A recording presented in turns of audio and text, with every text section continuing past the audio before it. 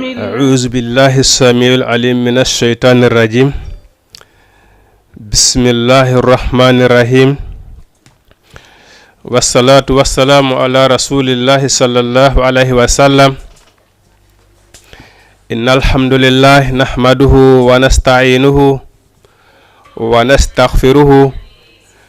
ونعوذ بالله من شرور أنفسنا ومن سيئات أعمالنا من يهد الله فهو المهتد ومن يضلل فلا هادي له وأشهد أن لا إله إلا الله وحده لا شريك له وأشهد أن محمدا عبده ورسوله أيها الإخوة الكرام والأخوات أحييكم بتحية الإسلام ألا وهي قائلا لكم السلام عليكم ورحمة الله تعالى وبركاته. نعم مسيب جلبة ndaroɓe oɗo télévision meɗo Jama TV no kala ko wonɗon wonde haray men salmini on mi lastana ala e moɗon haray meɗen tori Allah yo Allah ɗon ɓeydan on jam e kisiye ka jawle ka ɓe ngureji haray iɗen torano mawɓe men ɓen ka diina e ka aada yo Allah lan ɗon acci ɓe yeeso men ɗo te woni haray te woni hara luttay haray hilan seeditano hoore an seeditano on ala mono rewe nafa rewɗo on lorra mo rewali sina Allah subhanahu wa ta'ala ko Allah subhanahu wa ta'ala tum woni ko rewete ay Allah wahidun o bagirtaki ay hunde ko Allah tum woni ko rewete ay siɗen seeditoɗo nelaɗo meɗen Muhammad sallallahu alaihi wa sallama ko Allah subhanahu wa ta'ala woni ko nelirimo diina gonga ay li yuzhirahu ala dini kulli ay waraw kari hal kafirun walaw kari hal mushrikun o nelirimo diina gonga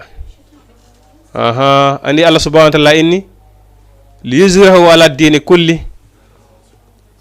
hiɗen seedito Allah subhanahu wa ta'ala ko wahidun en waɗa e ɗiɗi hay heferaɓe ɓen hiɓe jaɓi Allah hino woodi ay ko waɗi Allah subhanahu wa ta'ala ni sa landike ɓe kombo tagi asama ɓe ettama ko Allah sa landike ɓe hefaraɓe kombo tagi leydi ɓe landotoma ko Allah ko hombo fuɗini nangue kombo mo addata jemma e ñadarma ɓe landoto ɓeynatama ko Allah ayi sa landike ɓe ko hombo sanhidirta e jemma e ñadarma ɓe innatama ko Allah mais probléme on ko jaɓugol mo ngol ayi ko ɗum woni probléme on ayi kono an julɗo on kadi fiitunga andi ko Allah arsikata ko Allah taguma ko Allah saginta ndiyan ko Allah addata jemma sanhidirta jemma e ñalorma ko Allah yaltinta ko wuuri e nder ko maayi kono kay si tawini a jaɓali sariyaji Allah subhanahu wa ta'ala rin ɗum nafatama hay fusi ayi adi ko nana wir noon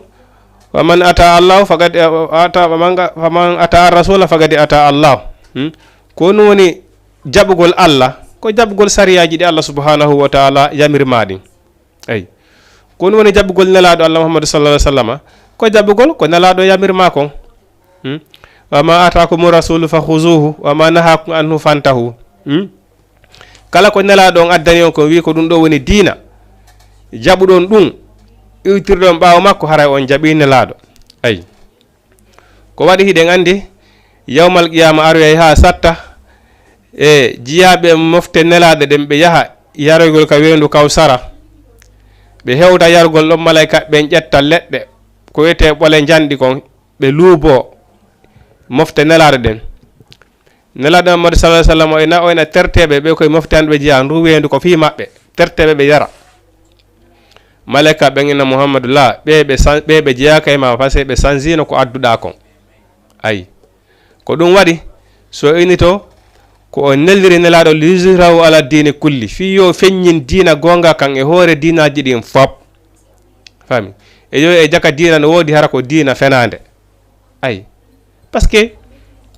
ko ɗum woni intérêt gandal ko so a reconisi ayi hiɗen andi ɓenni goɗɗo si a jangi ha gayni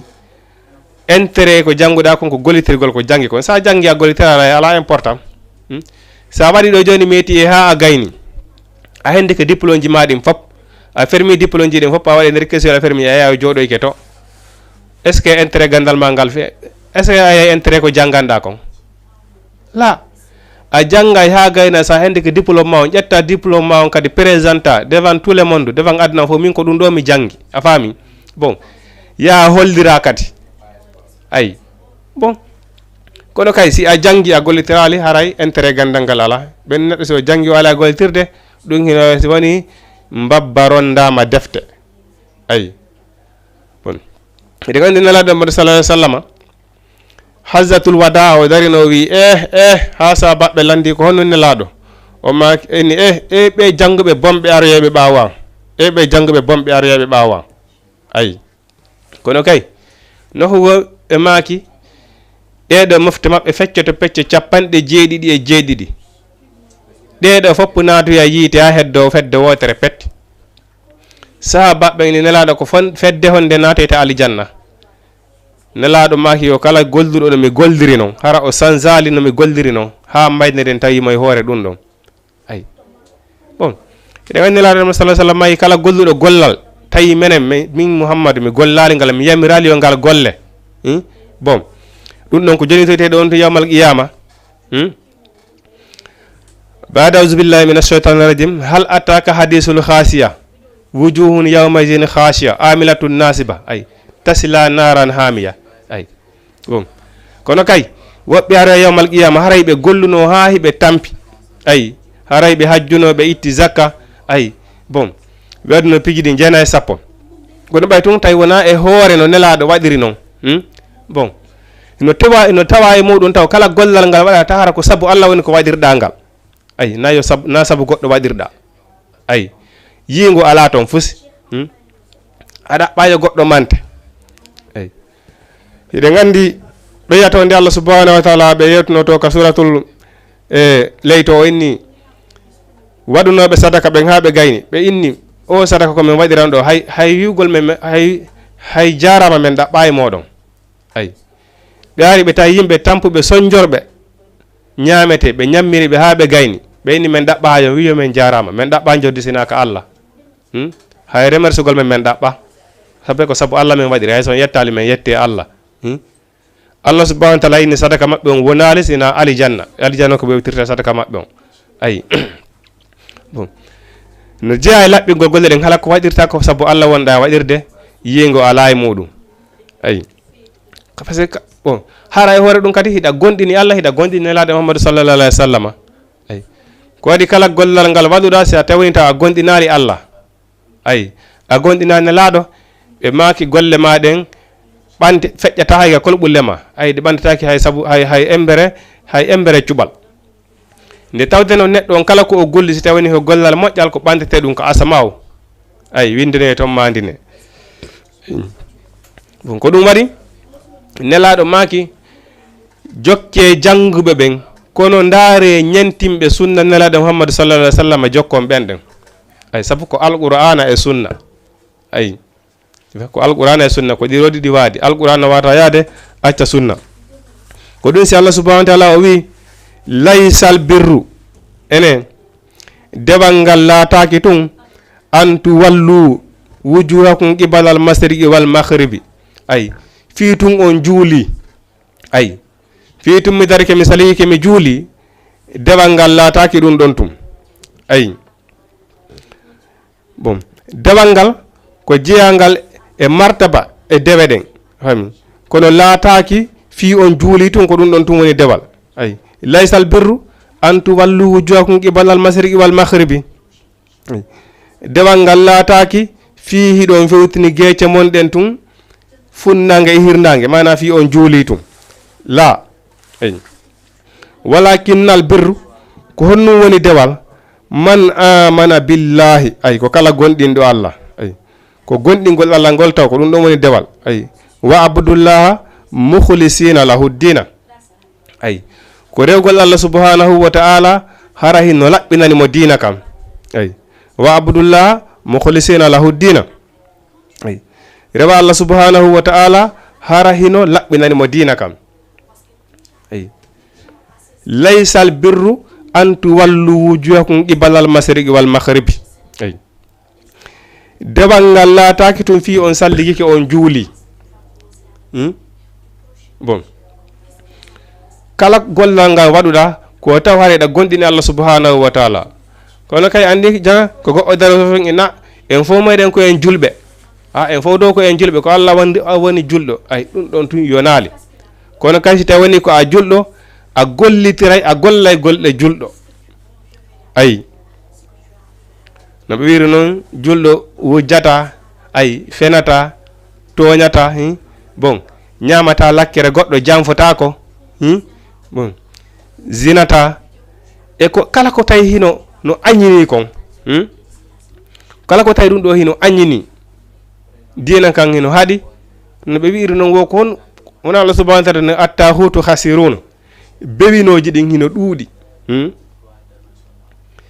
yeddirɗi Allah subhanahu wa taala ɗin hino ɗuuɗi ɓe hiɗi wata contade ɓe wi noon kala ko puusuma e yeddugol Allah subhanahu wa taala ɗum ɗon woni seytaneru ma ay andi goɗɗo ko ɗum waɗi so Allah subhanahu wa taala ni wala wayna illa allazina so wona ɓen amanu gonɗinɓe ay wa amilu salihati ɓe golli golleji moƴƴi ay kono kay goɗɗo ko sayi gonɗinɗa o taw si golla golle moƴƴe ko ɗum waɗi si fiyake banu adama on hino hulɓini ko waɗi déjà taw seytane fiya o sakkotoma taw fi wota gollu ko moƴƴi kon ay ɗon taw ko probléme ko escale go noon hakkude ma e seytane sakkagol ma fi wota gollu ko moƴƴi kon bon si a forci kadi ha a golli ko moƴƴi kon après o mana o jokke kadi fi ko golle ma ɗen kadi yo bonu o waɗa ha ba an mansura ay eɗen andi ko ɗum waɗi si Allah subhanahu wa taala inni ñande janggo ɓe to ko suratul khasiya to ɓe aroya haray ɓe hajjuno hiɓe itti zakka hiɓe waɗi ɗi jeena e sappo Allah subhanahu wa taala ni ɓe waɗa ɗum nduggu sakango ay gogo hara ɓe waɗirino gosara karam ko ɗum mbiya arino ɗo janggi waajike feewiɓe ɓe ginne karam ko Ibrahima no jangi ay ko ɗum woni e waajorde ay bon karam ko Ibrahima daroto juula feewiɓe ginne karam ko Ibrahima ino juuli no juula no wakkili fi dewal ay hara wona sabu Allah ay e woɓɓe goo kono kay ko ɗum waɗi si tawi woni noon a gonɗini Allah subhanahu wa taala wa tawakkaltu ala llahi ɗa hodori Allah kala ko waɗata kon ta ko sabu Allah ko Allah subhanahu wa taala hikkinta yeeso so tega ɗon goɗɗum ay ko ɗum waɗi so inna illa allazina si wona ɓen amanu gonɗinɓe wa amilu salati ɓe golli golleji moƴƴi ay ko sayi gonɗinɗa wo taw si wawa gollude golle moƴƴe ay si tawi woni tun a gonɗinali haray a wawata gollude golle moƴƴe ay ko ɗum waɗi so inni ɓeeɗa ɓe aroya yawmal qiyama hara hiɓe golluno hiɓe tampi ha ay hiɓe waɗi ɗi jeena e sappo Allah subhanahu wa ta'ala waɗa ɗum nduggu sakango ay haba an mansura waɗi so inni walakinnal birra ko ɗum woni dewal ay ko ɗum wiyete dewal ay man amana billahi kon gonɗinɗo Allah subhanahu wa ta'ala ay wali yawmil akhiri o gonɗini ñalande dargal ay maya immito walakinnal birra ko wiyete dewal man amana billahi ko on gonɗinɗo Allah jaɓugol Allah subhanahu wa ta'ala taw ay a arifuni qabla an ta'buduni Allah subhanahu wa ta'ala inni andelan taw ko adi o rewdelan ay kono kay jaka neɗɗo on si tawi woni hi a anda Allah subhanahu wa ta'ala kono no wawirta dewal ay ko ɗum waɗi inni dewe ko ɗum waɗi si matinu dini wowli to ay al ilmu gabbunal qawli wal amali ay kono kay neɗɗo ko ma'ana ko gandal ngal ko gandal ngal adi golle ɗen e konngol ngol ay par ce que a darata ko ɗo wowla fi diina ko andanɗa hoorema a janngana la ay wata wonde wona no andirɗa noon piiji ɗin jeena e sappo ɗo si landama ɗo a wawata ennude anga so taɗi hara jannganaɗi sinnama ɗo joni safere no ɗaɓɓede wona a safere a yahay ɗon anga soɗa inna ko a safere si entreprise udditama ɗo jannguɓe no ɗaɓɓede ko jooɗo golla bon a anda hayka no awindirte a sosa yaade présidente ɗo innami miɗo jangge ƴettelan ay wawata ay par ce que hawte tun bon ko bela adama landade ko addu diplôme o ko université o mba yaltuɗa bon andiron har hay gonga ɓende kon hay ñiri l'école ɓe ana ɓaali ɗo susi présentade ɗon inaɗa janggi ono kay ko ɗum waɗi l'islam on kadi e bala nde hiɗa wawla a wawata wowlude ɗon tabata hara a janga ayi fi kala noon attention ɓay yimɓe ɓen hino yawi Allah subhanahu wa ta'ala ɓay Allah subhanahu wa ta'ala himo insisti o inni yabagol mo ɓura ɗum joni neɗɗo on daroɗa ɗo wiya allahu akbar ashhadu an la ilaha illallah rasulullah daroɗa juulugol hara a anda sariya darnandu a anda sariya ruku a anda sariya sujudu fatiha mana ko wetti haqqeji julde ɗin fof a anda ayi eɗen andi ɓe inni neɗɗo si tawi woni a juuli a jonniti julde nden haqqeji mayre on fof daragol ngol sujudu tayya julde nden a jonnitinde haqqeji mayre on fop ɓe inni on sumatin assalamu aleykum salmingol malaika ɓen ɓe ƴette julde nden ɓe yentina ka asa ma julde nden du'anoma nde wiya Allah subhanahu wa ta'ala moƴƴin fiyaki o jiyaɗo ma wonano moƴƴiniri fiyan ni si a juuli julde nden no juulirɗa o a jonnitande haqqeji mayre on si a gayni juulude ha a gayni wi assalamu aleykum malaika ɓen ɓe lemay julde nden ɓe sowande hande wa concol wa concol lannugol ɓe ƴetta julde nden ɓe piirande ka yeeso on tigi ayi julde nden nde wiya Allah bonnu fi o jiyaɗo ma wona no bonniri fiyan noon ayi ko ɗum ɓeni neɗɗo si tawi woni hiɗa juulude ala heɓude annora julde feñali e maɗa haray dartu hoorema haray duwa darde julde ma nde si tawi woni julɗo ko haqqan si a yiyimo tun ko fanɗi annora julɗo on haray no feeñi e makko ayi ko ɗum waɗi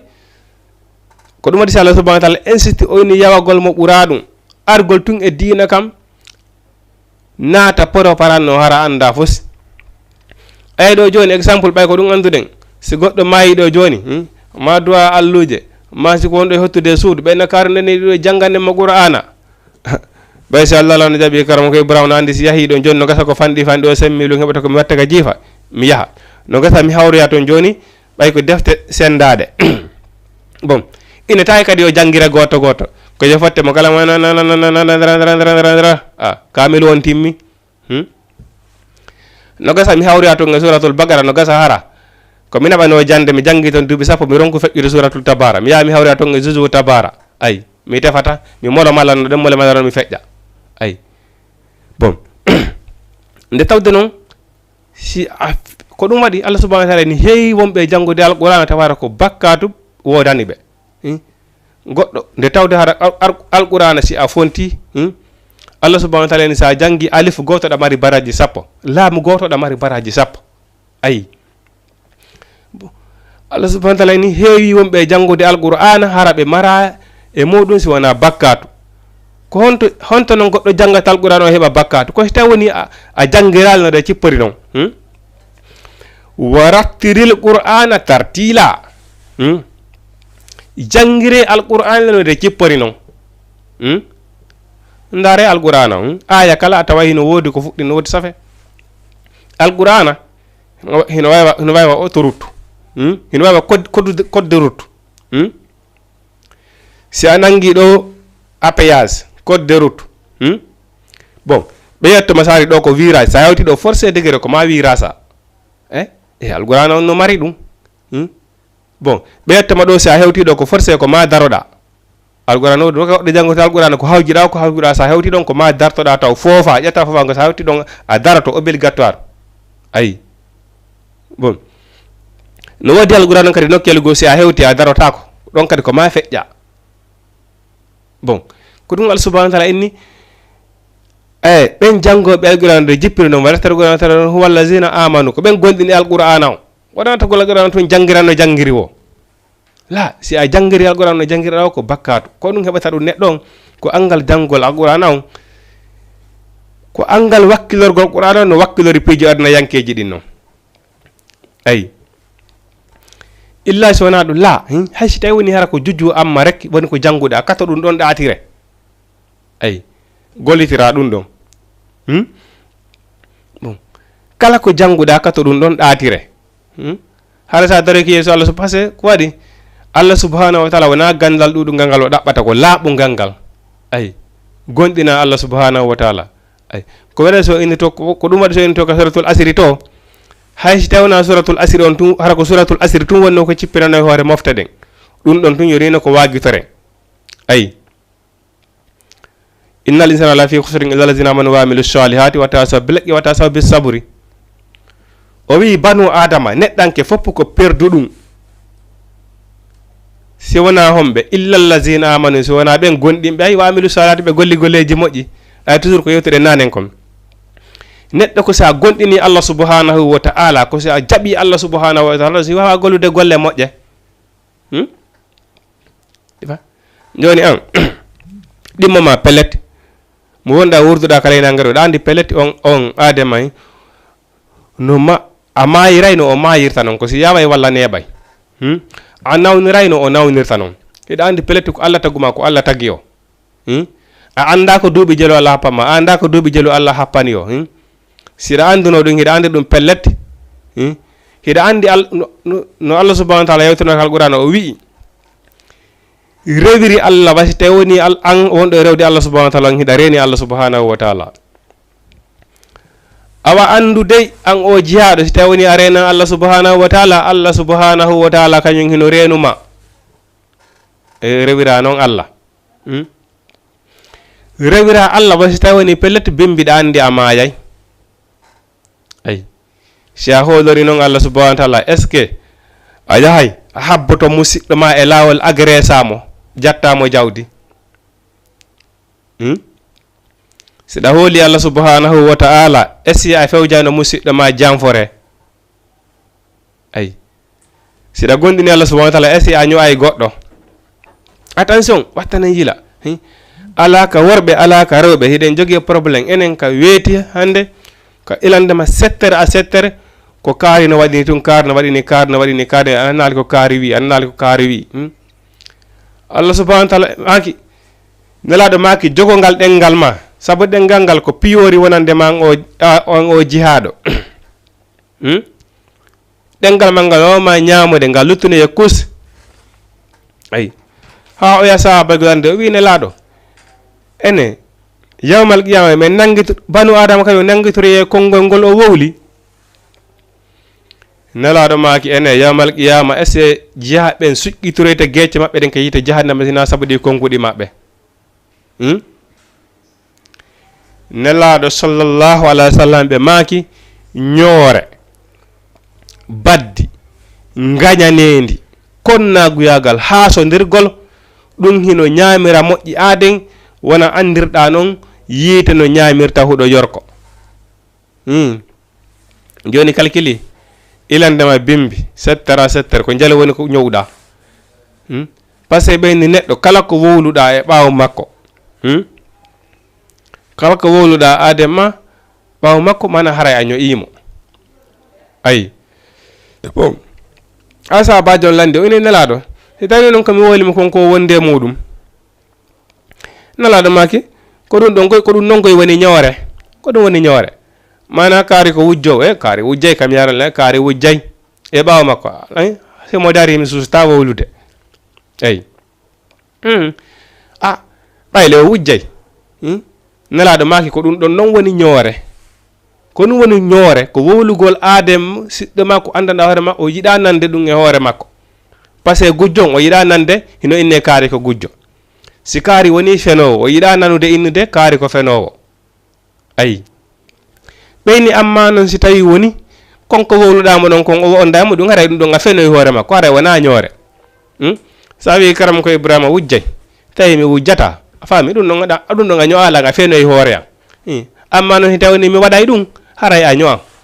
ayi ko ɗum ɗon noon nelaɗo maki hino ñamira moƴƴi adema no andirɗa hoore maɗa no yiite ngen ñamirta huɗo yorko noon kono kay mom a jooli subaka hakkunde ren yalan sara heɓi ɗon tatanayo ño'aɓe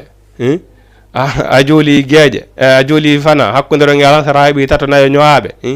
a jooli alansara hakkunde ren futuro a heɓi tatanayo ɓe daruɗa guite bonɗe be ujjindida haltida ko woni Allah subhanahu wa ta'ala wirtan waylul li kulli humazatin lumazati lette wodani be nyoirobe gite e toni ay hare no hawni ko dum wadi Allah subhanahu wa ta'ala indi ko hombo woni perdudo yawmal qiyamah be ko boni perdudo yawmal qiyamah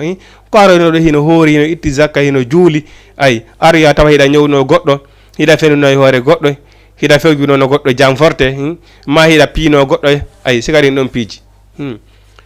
joni non darten hore men ande ko honno fewndorde mo kala ko banu adama dimo mum loroto tun ka banu adama dimo mum soñgoto tun ay imo mi jodo tuttu mi nyama ay hande enen ko dun don tum goto wadando dimo mum yo moju ko safe ko dum wadi hiren jogi sérieux problème ay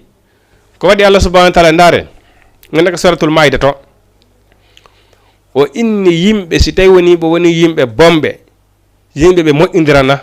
Allah subhanahu wa ta'ala wurtay lambe bombe e hoore mabbe ay be lorra be ha ila yawmil qiyamah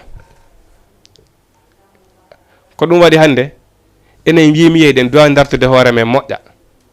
parce sa ndari enen hande kamen kala ardo wo sana wa pa kala ardo wo sana wa pa kono kay mo hiden do dartude hoore men ay de tawde kati be inni si population moƴƴi to lando moƴƴay inna allaha la yukhayyiru ma bi qaumin hatta yukhayyiru ma bi anfusihim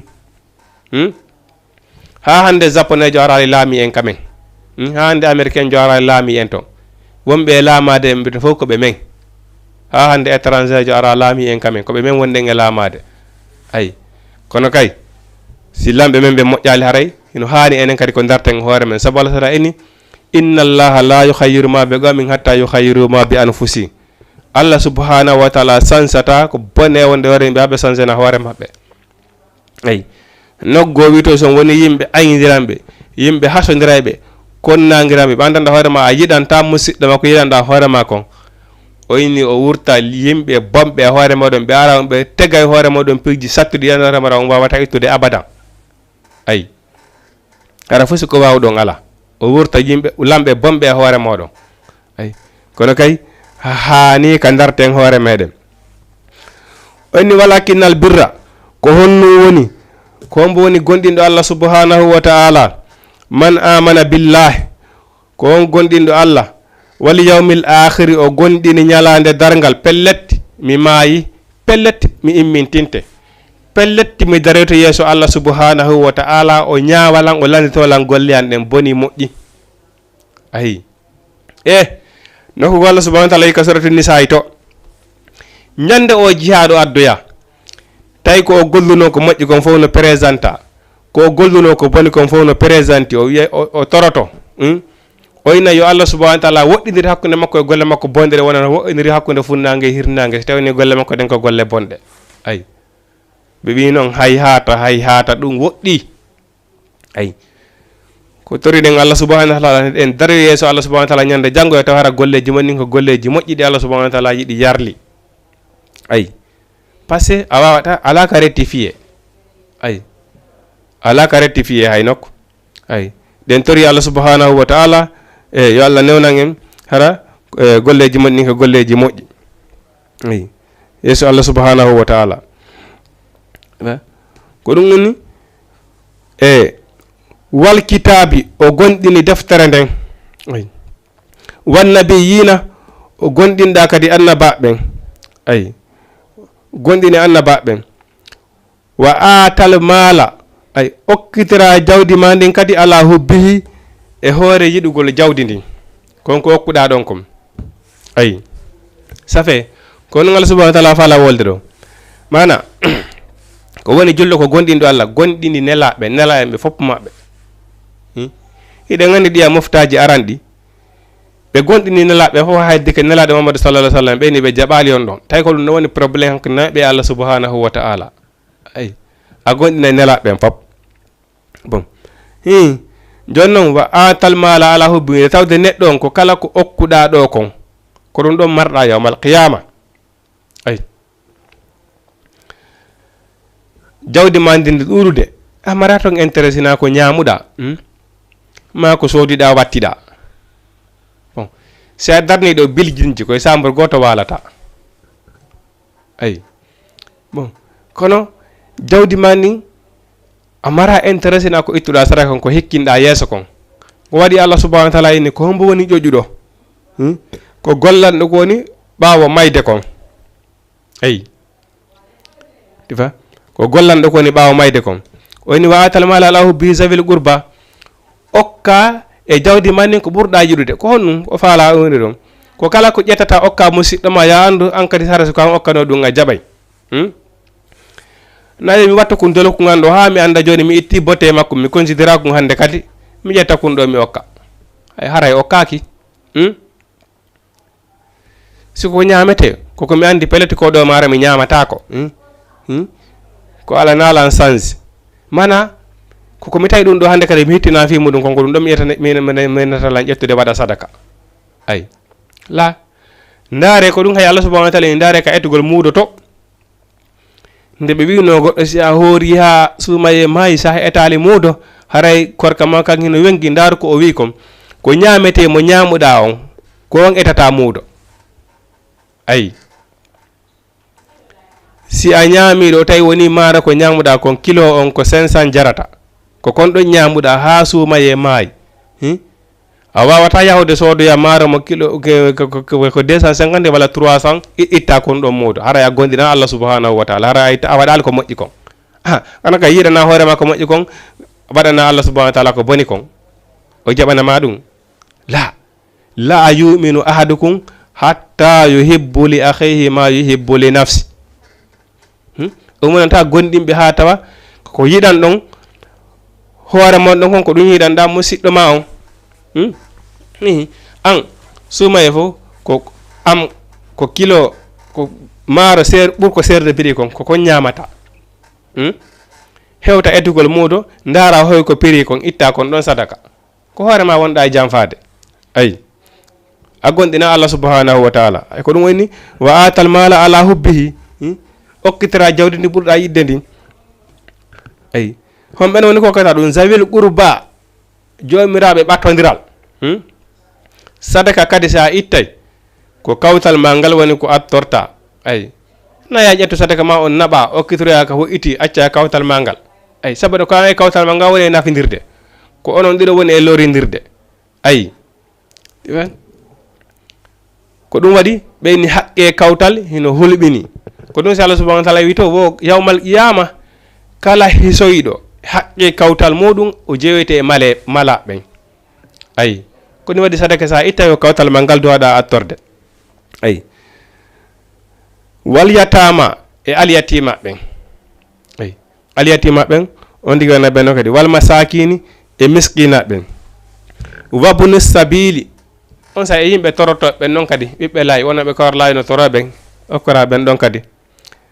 wasailina firriqabi e ɓen rinɗinteɓe. ayi mana goɗɗo ko soodanoɗo mana ko maccuɗo ko soodanoɗo yawgol ƴetta jawdi mum sottamo rinɗinamo. ayi par ce que goɗɗo si tawni hara ko maccuɗo ko soodanoɗo andi kanko soodunoɗo mon ko on ɗon woni waliyu makko on. ayi ko ɗum woni hay dewal fayda ko ɗum hay dewe goo ɗe andanɗa woodi dewe goo ɗe andanɗa warama Allah subhanahu wa taala farla maccuɗo par ce que kanko ko himo mari waliyu ko o soodaɗo. ayi par ce que goɗɗo si tawni ko o soodaɗo no waddi noon ko kala subhanahu wa taala ni jihaɗo si a dogi pullo ma hay rewoyɗa Allah subhanahu wa taala jaɓata dewal ngal en tant que on tigi rutta hika pullo mum o. ayi joni noon neɗɗo si tawi woni hara ko maccuɗo himo e junngo goɗɗo himo sooda ko si tawi woni on inni joldo jolde ko so on inni yo ƴawru o ƴawra joni noon si tawi woni on pullo makko hino soodunomo 1 million walla 2 million kanko le o maraka o itta ɗi mbuuɗi o yaa o sottito o hetta hoore makko o wona libre ƴetta ɗum yaha sottamo. ay ƴetta 2 million yaha sottamo o wona libre hoore makko ko martaba ɓurɗo mawnude e martabaji. ay sadaka ɓurɗo moƴƴude e sadakaji. ay ko wiyete rinɗingol maccuɗo jonna jawdi ko soodano kon yoɓa e junngo pulla makko on hetto o wona libre total. ay bon ina jiya e muɗum kadi wona sokaɗo bon kono noon ɗo hiɓe ɓi bon hara wona waɗa ɓe wona kirim par ce que neɗɗo ka hite wonera ko waɗɗo wona kirim exemple ara ko warɗo wonki e hoore teware ko agresseur ko taƴowo laaɓi on ɗon kay moom on si on sokama hana goɗɗo ino yana hana goɗɗo no waɗanamo intervention par ce que eɗen andi ko ɓuuri hewde kon ɗi bandi jeeɗoji kirim siɓe sokama ɗo duuɓi sappo ɓe yaltay ko tongata ɓe fuɗɗitade koɓe yaltude ɓe yaltay tun kadi koɓe wonno koɓe fuɗɗitoto ayi bon har no wodi tan woɓɓe gare ko toñaɓe soka woɓɓe gon to gara ko jonnaɓe jawle ɗen perdiriɓe ɓe soka bon wona sike ɓen ɗon yawgol ɗe mari capacité yoɓugol mbuɗi ya libéraɓe ko sadakaji ɓurɗi e moƴƴude e sadakaji martaba ɓurɗo mawnude e martabaji ayi ɗum noon fof c'est très important waaqi mussalata on tigi noon ñiiɓa e julde a wata e ɗaggonɗini Allah subhanahu wa taala a juulata ayi aytay sadaka a juulata ayi ko waɗi julde ko tugalal jeyangal e tugal l'islam kono kay mum otowal ngal pine nayi kono sa ittinde a pinore ɗe a pinoje tati dogata ayi marsata ko ɗum waɗi a ñiiɓay on tigi wona neɗɗo julo niiɓowo julde ayi wa atu zakata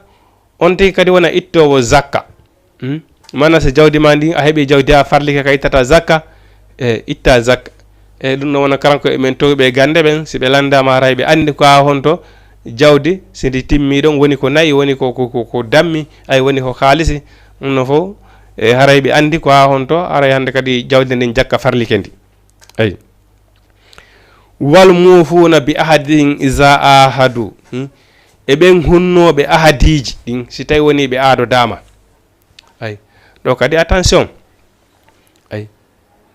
sabu Allah subhanahu wa taala e neɗɗo aadoreteɗo ha gayna o firta on ko neɗɗo jeyaɗo e naafiqi innal munafiqina fi darkil asfali minan nar o wi ande naafiqi noon ka koose yiite ley sumoyta ka koose yiite ley innal munafiqina fi darkil asfali minan nar ay yawmal qiyama tawi Allah subhanahu wa taala no monani naafiqijo ɓuri kay keefeero sabu ko ɓe naafiqiɓe ɓurayno lorude nelaɗo Muhammadu sallallahu alayhi wa sallam ko waɗi ɓe arayno ka nelaɗo ɓene nelaɗo hiɗen wontidi ɓe ara ɓe jooɗo ha ɓe anda ko nelaɗo woni e yewtude ha ɓe anda pewjoje nelaɗo ha ɓe anda pilan nelaɗo on fop ɓe yaha ɓe yeetoyo noon heefera ɓen ayi ɓe ne ko ɗum ɗo Muhammadu mo defo jimum ko ɗum ɗo fo jifimoɗo ayi ko ɗum waɗi si Allah subhanahu wa taala himo monani keefeero mo monani naafiqi ɓuri hay keefeero emba ko ɗum heewi hande hakkunde julɓe ɓen ɗum ɓuri heewde hande hakkunde julɓe ɓen naafiqi innal munafiqina fi darkil asfali minan nar naafiqi hay koose yiite ley toon so moyta ay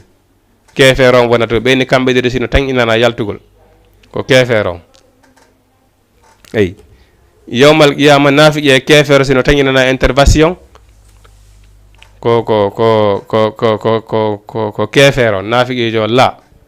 ay par ce que ko andi tawi wonɗa e waɗude ko safi ko he joni neɗɗo mo anda fes mo anda ƴettugol o téléphone ɗo piita fusamo ko probléme si on ƴettiɗo fu liɓi bonni a nangirtamo wasi tawi woni anduɗo ƴetti ɗum ɗo piiti ko probléme bon ko ɗum waɗa so pullo fotayni wo salagol haldidede ɓuuri haldide firta ay bon ko ɓen Allah subhanahu wa taala ɓuuri bonde wala ha ulay ɓe alaka julɓe ɓe alaka heeferaɓe ay ko hunde ɓurde mawnude bon kamɓe si ɓe aadotama ɓe hunnata ahadiji maɓɓe ɗin fes neɗɗo aade lundotoɗo ahadi ko neɗɗo naafiqi wona auzubillahi ay washabirina e ɓen muñotoɓe fil ba'sha'i sanga satti waddarra'i e sanga lorra waɗi ay wa hinal ba'asi sanga satti ulaika alladhina ko woni ben sadago gongoɓe wa ulaika ɓeɗo humul muttaquna ko ɓeɗo woni huloɓe Allah ay Allah subhanahu wa ta'ala wi ya ayyuhallazina kono yo ben amanu gondimɓe kutiba farlama alaykum e dow moɗon alqisas ay yottodirgol yottagol fil qatli ka hare ay ka hawreji no farla e moɗon yottagol bon kono kay neɗɗo si tawi woni a toñama ko farilla e hoore maɗa yottagol siɗa yiɗi ay par ce que ko haqqema na haqqe Allah subhanahu wa ta'ala ay ko farilla e hoore ma yottagol ko waɗi Allah subhanahu wa ta'ala inni ko waɗuɗa musidɗo ɗimmo ma on kon ko kanko torotoɗa o yaafama ay ko ɗum waɗa so ɓenni yawmal qiyama hino tawa e ko sattinoyta dargal ngal ko tawi yimɓe ɓen hino waɗidiri ko aduna ɗo kon ɓe yaafodirali ay ha mayde nden tawi ɓe hoore ɗum ay ha mayde nden tawi ɓe hoore ɗum kono kay yimɓe ɓen si ɓe yaafodirali ha ɓe dareki yeeso Allah subhanahu wa ta'ala haray e ko probléme addoyta ay par ce que ko ma yaafodire si Allah subhanahu wa ta'ala enen kadi yaafo en ko ɗum Allah subhanahu wa ta'ala toujours o andinta o ene yaafodire min kadi mi yaafo on ay yaafodire mi yaafo on bon ko ɗum waɗi so ni e hino farla e moɗon yottodirgol ka hare ay al hurru bil hurru dimo hino warire sabu o wari dimo ay wal abdu bil abdu maccuɗo hino warire sabu ko maccuɗo o wari wal unsa bin unsa sonnajo no warire sabu ko sonnajo o wari ay mana ko Allah subhanahu wa ta'ala faala wolude mo warani on dimo onon kadi ko dimo warantommo mo warani on maccuɗo ko maccuɗo warantommo mo warani on sonnajo ko sonnajo warantommo ay mana naye goɗɗo warane ɗo goto waranamo ɗiɗo ma goɗɗo waranama gorko waranama sonnajo ma waranama sonnajo waranama gorko la mana yottagol ngol ko honto ko ya yotto embere ko waraɗa kon tigi hara ɓurtinali kono Allah subhanahu wa ta'ala wi on ɗum faman ufiya lahu min akhihi shay'un mo yaforike noon siɗɗo mum on fatti ba'um bil ma'ruf hara jokkintinema ko moƴƴi mana goɗɗo waranima no gasa so koye hoore teware ɓay wiyete joni gasa ko waɗi o wiyete ko kodduriya Allah subhanahu wa ta'ala ay bon si tawi woni an musidɗo ma warani goɗɗo wari musidɗo ma a wiya a yaafori sabu Allah a yaafanike Allah subhanahu wa ta'ala Allah subhanahu wa ta'ala wi on ɗum o inni fatti ba'um bil ma'rufi haray mo musidɗo mum wara on jokkintinema ko moƴƴi honnum ko wiyete hidiya kon jonnugol mo ƴettugol jawdi jonnama ko moŋŋitora musidɗo ma ko muññintingol mo ɓay coggi wonki ala Allah subhanahu wa ta'ala kadi no farlannomo yo o yotto hara o mara bakkatu ayi kono Allah subhanahu wa ta'ala ɓay tun si o yaafike koye moƴƴuki makko koye plaisir makko o ƴetti o inni o yaafike ko warana kon haray de onon warɓe ɓen jokkintinanema musidɗo makko ko moƴƴi ƴettugol jawdi jonnama ko o muññitora na yoɓugol mo dey par ce que coggu wonkiki on mara ay wa ada'un ilayhi bi ihsanin jonnironmo ɗum kadi no moƴƴiri e hoore haray ɗo mawlamo hiɗon jeejamo modi Allah waɗi o musidɗo amen hawrini o musidɗo moɗon mamen hawrini o musidɗo ma modi haray meɗen tori on yaafuye jonnironmo no moƴƴiri e hoore hiɗon jeeja hiɗon tuuba ay Allah subhanahu wa ta'ala inni zalika ɗum ɗo tahfifum ɓurata hoyfinde min rabbikum immorde ka jawmi moɗon ko ɗum ɗo ɓurata hoyfinde hay tension rabbu samawati wal ardi o hiɗen andi ko waɗi Allah subhanahu wa ta'ala inni si a wari wonki woti haray Allah subhanahu wa ta'ala tikka wasi tawinara ko aduna o fof woni ko warɗa ay kono kay ndareɗo moɗen fi Allah subhanahu wa ta'ala na Allah subhanahu wa ta'ala tagi tagore nde bon nde tawde ndareɗo noon seede ko wi hakkunde banu adama e banu adama ko onon yafondirta wonki kin ko Allah subhanahu wa ta'ala tagi ko Allah subhanahu wa ta'ala tagi neɗɗo on adi aduna ɗo kono enen ɗo fof mo kala men no mari famille mo kala men no mari gorol mo kala hino woodi ka iwi mo kala no woodi ka landitorte ay mo kala no mari haqqe e hoore musidɗo mum ay kono kay si ɓe hawri e musidɗo ma on Allah subhanahu wa ta'ala ne ko an Allah subhanahu wa ta'ala ne ko an o joniti responsabilité kanko responsabilité Allah subhanahu wa ta'ala yalti ton si a yottike no daganima Allah subhanahu wa ta'ala landotako ma musidɗo ma on warano ko sabu no yottani ɗa alantaka ma ɗum sabu Allah subhanahu wa ta'ala wi mana kutiba alaykum alqisasu fil qatli farlama e dow moɗon yottodirgol ay tifa si musidɗo ma warama ko farila hoore ma yottagol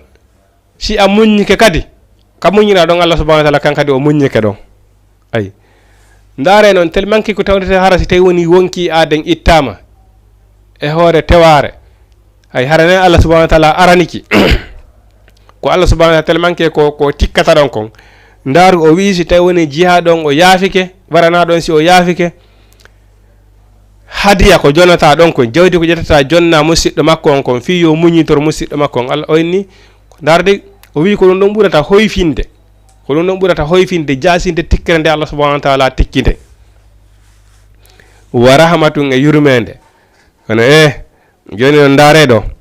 joni noon aaden si tawi woni musidɗo makko o warama famille on fof kamɓe duwa ɓe ƴetti responsabilité fof ɓe jooɗike ɓe ƴetti responsabilité ɓe wi joni en haaldama yaafodirama kanko warɗo on o ƴetti hadiya o jonni haaldama yaafodirama Allah subhanahu wa ta'ala ni famani itada kala de jaggitoyɗo ba'da zalika ɓaawo ɗum ɗo falahum harayno wodani mo azabu lette alimu musuɗe ayi joni noon heewiɗo andanɗa hoore maɗa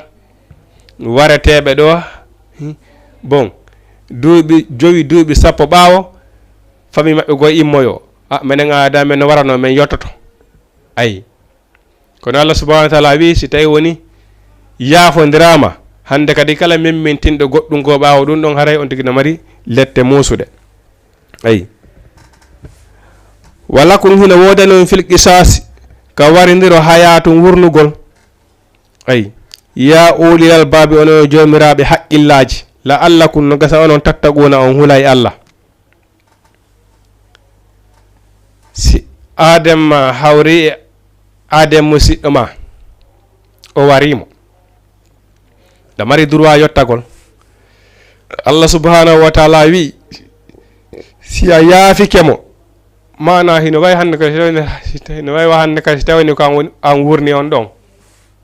haray hande kadi haray mana ko an jonni mo sanji wurugol hande kadi ay ko ɗum si Allah subhanahu wa ta'ala wi mana wala ko hino wodano fil qisasi ka yottodirgol hayatum wurnutugol ya ulil babi ono jomiraɓe haqqillaji ɗon kadi noon dey ko martaba mawlanaɗo ngo aden wari goɗɗo wari musidɗo ma a yaafike mo hande kadi mana kala ko wurtiɗo ande ko so wuri o duuɓi temedere yeeso ɗum hande kadi ko han okki mo sanji wurugol ɗum ɗon fopp kala article ko heewi ɗo ko han okki mo sanji ɗum ɗon fopp hande kadi ko baraji mawniɗigol ko Allah subhanahu wa ta'ala si daroyama yeeso Allah subhanahu wa ta'ala janggo ɗin baraji ɗon fof Allah subhanahu wa ta'ala ƴetti jonnima no gasa ni soytade ko sabu honno muñaninoɗa ay ɓayla sakka ayi ko ɗum waɗi so inni koni ono yo jomiraɓe haqqillaji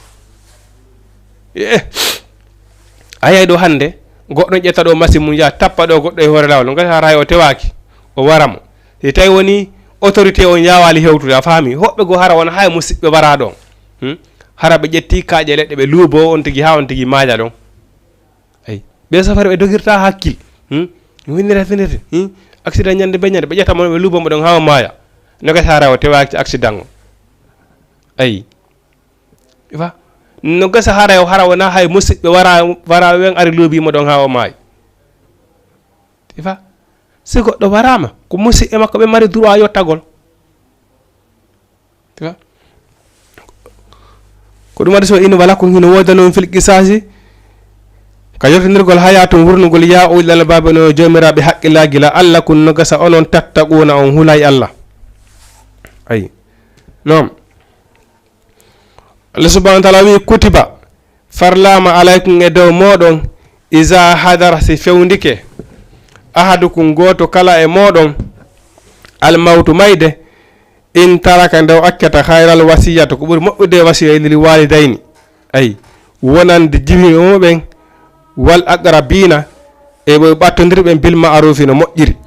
ay haqqan alal muttaqina ɗum ɗo ko haqqe e dow huloɓe Allah ɓen mana neɗɗo ina wodi ka goɗɗo fewndoto e âge e duuɓi si fa fewndike ɗon ida dowa wasiyade fima on wona no mawɓe go wasiyata tan ɓen a haysi ɓe nokkure ko ɓena simi tawani mi maayi suro yelan nokkure kaarire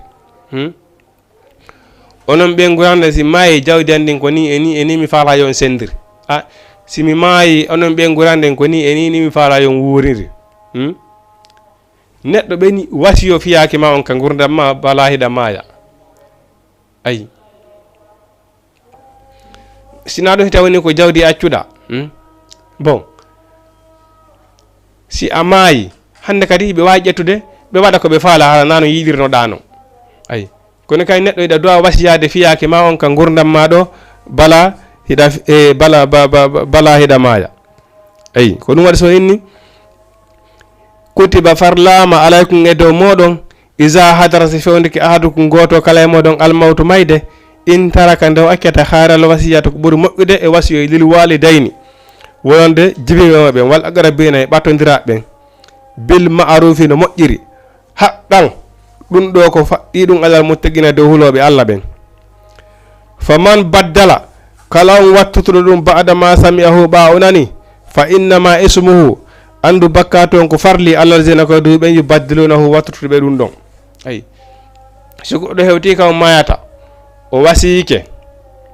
o wi simi maayi ko ɗo mi faala yon surran tawile ko wasiyi kon ko moƴƴi a si maayi ko ni mi faala yon sendiri jawdi andin simi maayi ko ni mi faala yon waɗiri kala sansuɗo ko on o wasiyi ɗon kon haray himo mari bakkatu mawɗo ayi fa innama isuhu andu noon bakkatu on ko fawi allah la zina koye dow on yubaddilunahu wattutuɗo wasiye on inna laha no allah noon sami'un ko nanowo alimun ko anduɗo Allah subhanahu wa ta'ala yi faman khafa kala on huluɗo min muusin oñagol aw isman ma bakkatu fa asilahu moƴƴini baynahum hakkunde maɓɓe fala isma alayhi haray bakkatu fawakimo ayi mana ko waɗi andi ko Allah subhanahu wa ta'ala inni ko mana ko ya wasiyo ɓattodiraɓen kawtal famille on ko waɗi neɗɗo on kadi no wawta ɗo joni kaw mayata o wasiyo tawa harano wasiyono nano moƴƴiri kadi ay nde tawde noon sa woni kilifa jawdi ma ni ɓiɓɓe mabɓe ɓe fof maɓɓe hiɓe fota e mayri sabu fof mo kam woni bam maɓɓe himo wawi wasiyade jawdi ndi o hokkora woɓɓe o fanna woɓɓe amma si tawani ko wasiyi kon rewra e sérial islam on no wasiyori noon onon si tawani feƴƴi e makko haray waɗiri no islam on wi'iri noon haray ɗum noon bakkato fawaki on kono amma si tawani ko wasiyi kon kono islam o wiiri noon ko wasiyi e moƴƴi woni ko wasiyi hara si feƴƴi e makko na yon censurum noon ko yon sendir e no kanko kilifa on no wasiyori noon ayi inna allah no allah khafurun ko haforowo kala bakkatu ɓawde joma bakkatu on tuubi rutti ko waɗi Allah subhanahu wa ta'ala inni ko ono yo jiyaɓe an yawɓe ha taƴe yurmede Allah tuube mi yaafo on ayi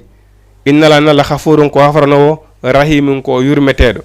nam jama tv ara inchallah rabbi hande wata akkudire numéro téléphone ko waɗi noon en tardu seeɗa aray ko ɗum ɗo Jama TV wonno ko addani on inchallah ha aljuma prochain ara ɗen tori Allah subhanahu wa taala en fof meɗen kala madalɓe ko satti o rembo ɗon yo Allah ittu kala nawnoɗo yo Allah subhanahu wa taala dekki on tigi kala sokaɗo mara yo Allah subhanahu wa taala yalti on tigi ka sokaɗo accanamo ko wonata sabu naɓugol mo kaso en torki Allah en fattiki annabijo on kala faalaɗo dewgal e hoore sunna e ferele yo Allah subhanahu wa taala okkormo kala sattiraɓe fof yo Allah fiijide ɓen kadi yo Allah subhanahu wa taala okkorɓe